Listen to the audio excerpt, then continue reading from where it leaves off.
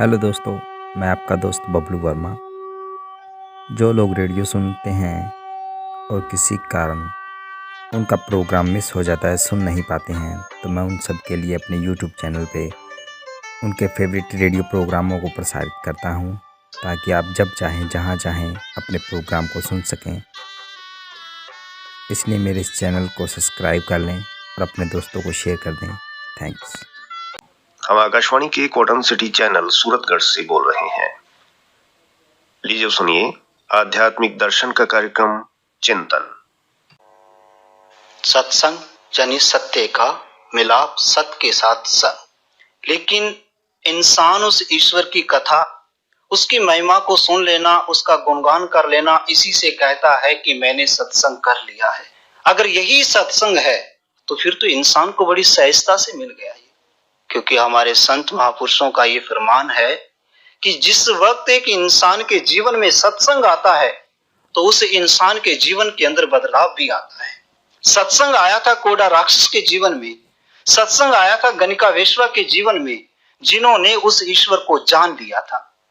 और ये सत्संग कोई कथा, कोई कहानी नहीं है।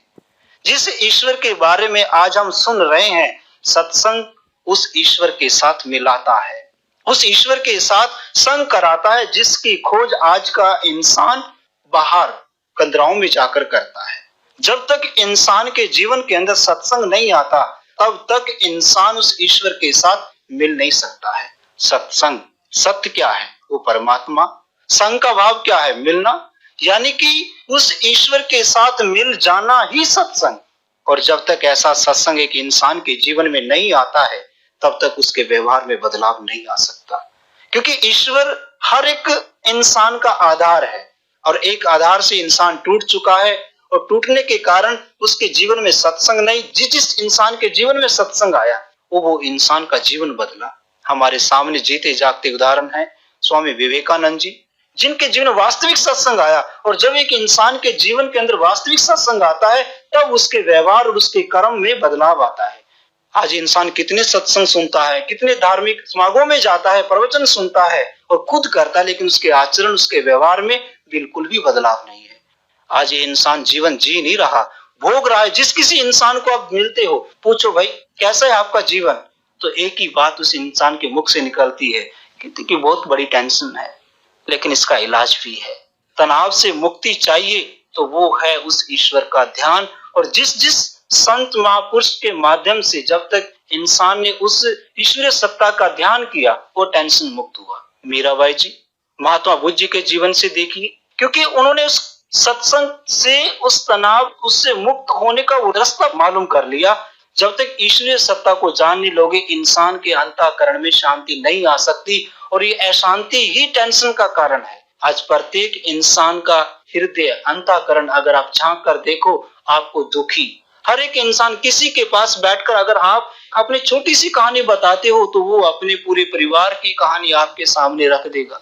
आज पिता, पुत्र, भाई, बहन, इनके अंदर वो रिश्ता ही खत्म होता जा रहा है।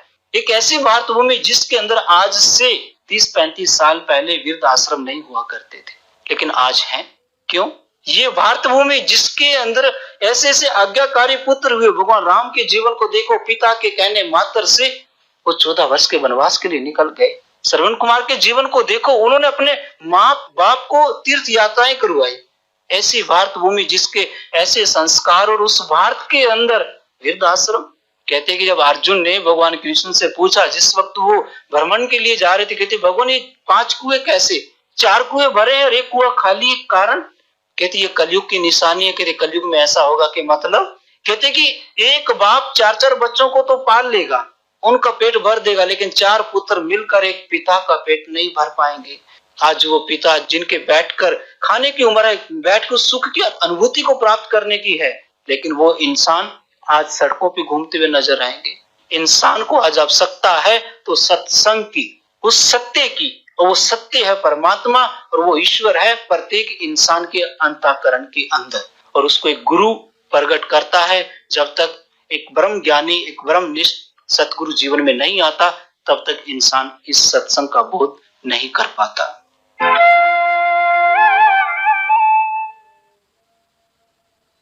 श्रोताओं, अभी आप चिंतन कार्यक्रम सुन रहे थे।